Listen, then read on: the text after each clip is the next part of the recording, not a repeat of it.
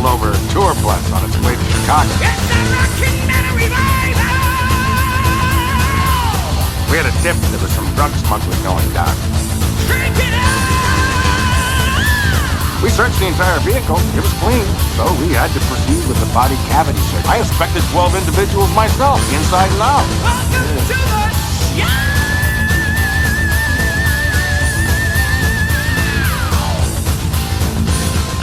Horns up, metalheads. It's time for another edition of Rockin' Metal Revival. I am me, and he is we, and we are in separate studios. Once again, there is the cowbell. How you doing, partner? I'm doing good. Good. The hookah lounge is looking smoky. Feeling that is the best news I've heard all day.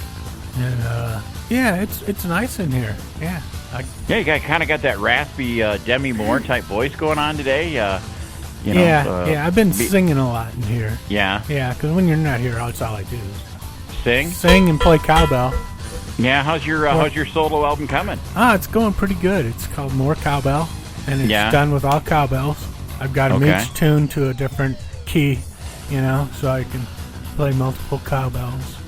And, do you know, there's a lot of guests that we've had on the show that would probably be more than happy to make a guest appearance on that. That's what I'm thinking. I might have some guest vocalists come on and some other people who play some cowbell, send me some cowbell clips. And that would be kind of funny to get some of the guests that we've had on the show and just find 10 songs that have ultimate cowbell. Just cowbell tunes, yeah.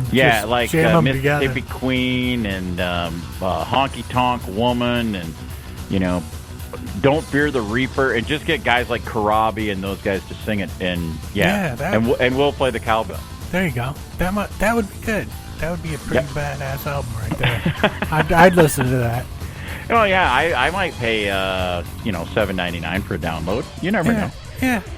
Hey, on today's show we've got Mitch-Perry, and I was not real familiar with Mitch.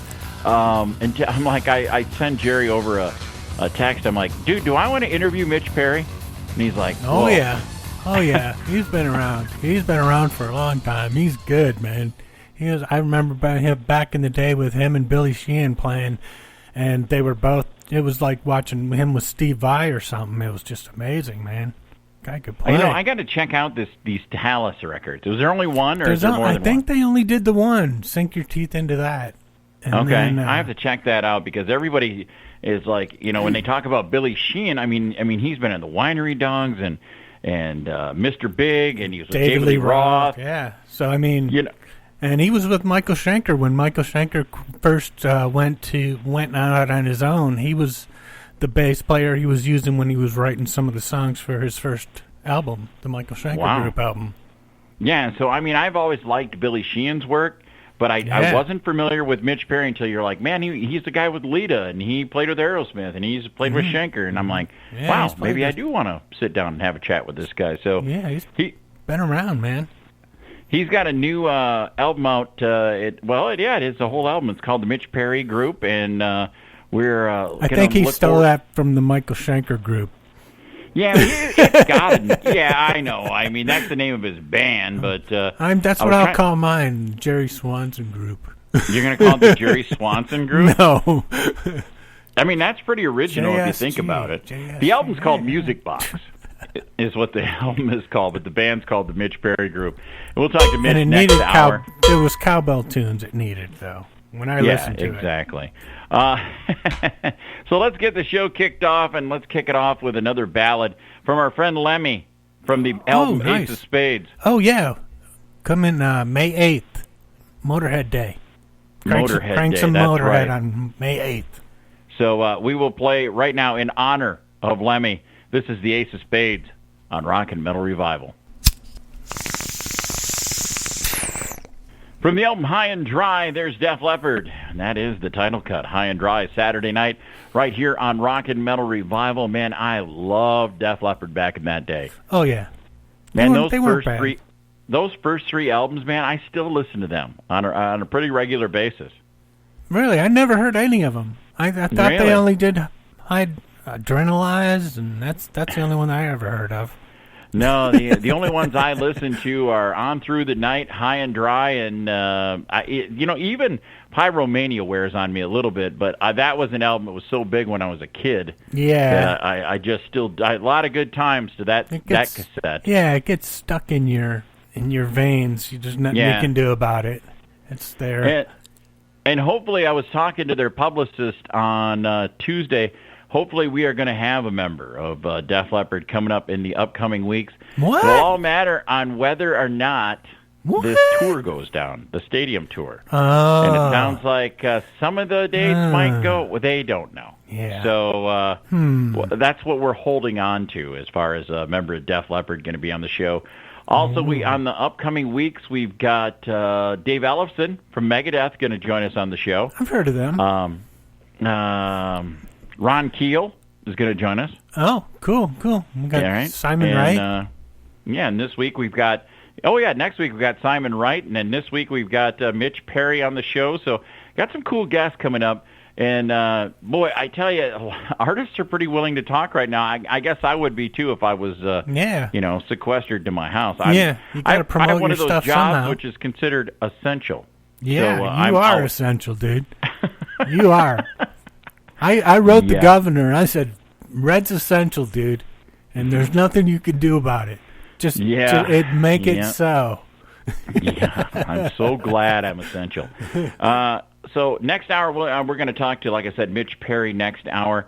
Also, coming up this hour, we've got our news of the weird, and with people being sequestered and this whole thing going on, there's a lot of weird news to talk about.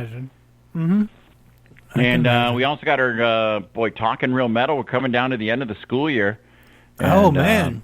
Yeah. We got to start working on getting that test together for the kids. Final exam. Yeah. So that's when also some sad news coming out of the rock world today, actually, as we're recording this.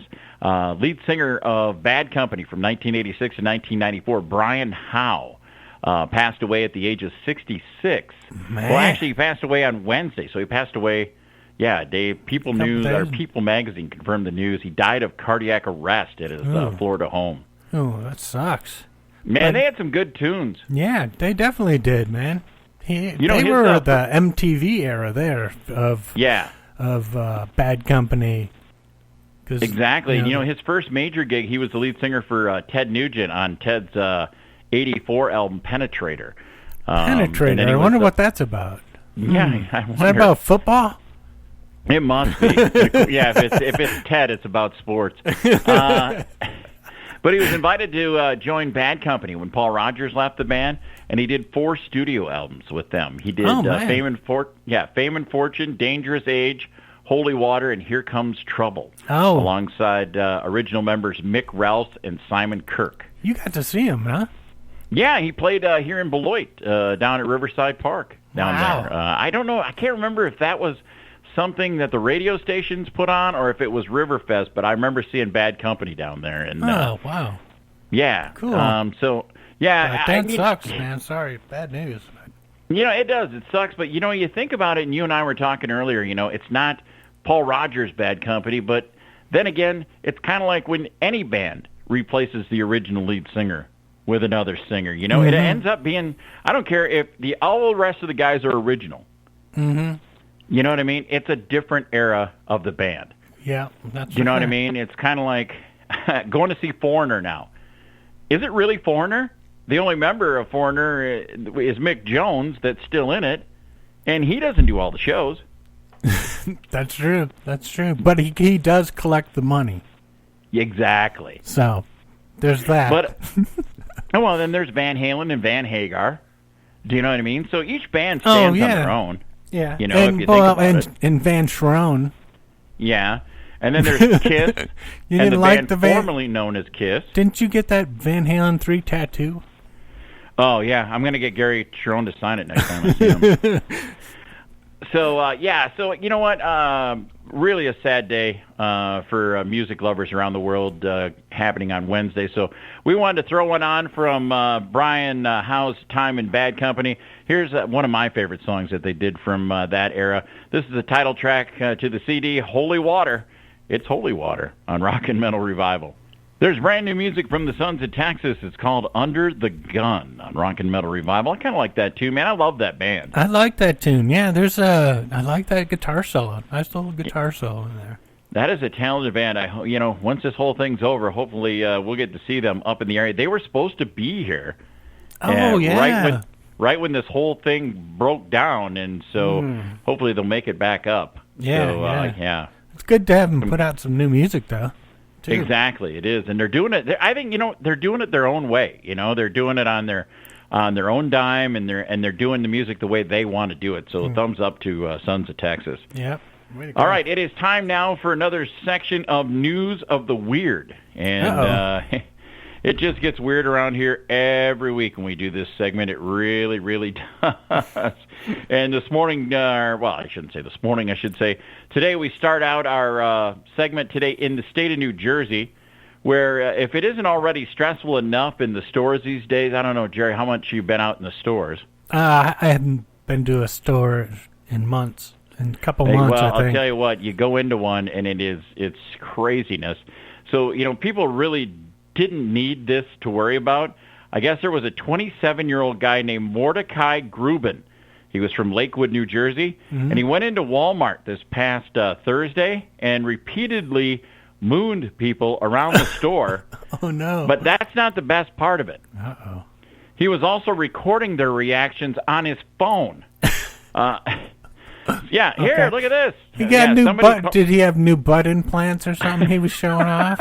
Because I could see that. I could see that. You know how women, when they get the new implants to save from the bullets, Yeah. When you get those, they like to show those off. So you never know. There might be a method to his Somebody called the cops, though, and he got arrested for lewdness. There's no word on why this was a good time for the mooning spree, but get this. Nobody posted bail for him. He's still in the Cusco. Oh, no way. Yeah. No, that sucks. Poor guy. Yeah, come on, let's get up a fund. He had to pay a lot for those implants to begin with, so he can stay there. I don't want to see his ass. No.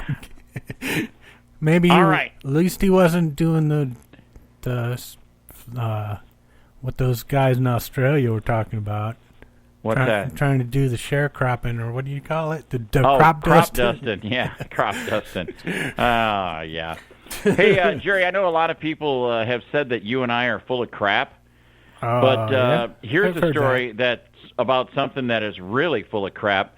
A super constipated Florida reptile has broken the record for the largest mass of feces ever discovered in a living animal.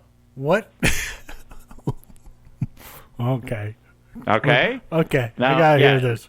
Okay, now this is relative to his size, that is, okay? Okay. Okay, the chunky, curly-tailed lizard had been feasting on a steady diet of pizza grease, sand, and insects, clogging up his innards pizza with grease a and T-Rex. sand. Huh? Pizza grease and sand? That sounds tasty. And insects, man. Throw some bugs in there. Oh, for the extra crunch. Exactly, and his innards with a T-Rex-sized turd, according to reports, according to the Herpetological Review Journal. When scientists at the University of Florida first discovered the rotund reptile near the Cocoa Beach pizza joint, they assumed that it was a pregnant female and about to give birth. But when they went to check for eggs, it just felt like silly putty. Said researcher Natalie Shianch in a statement. A CT scan revealed that the lady lizard was bursting with 22 grams of crap.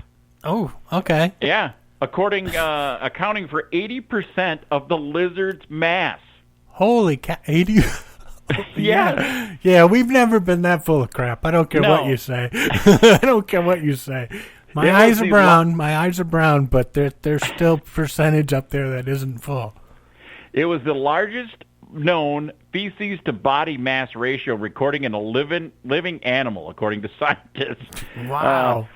I was blown away how little room there was left for all the organs, according to Florida Museum researcher Ed Stanley.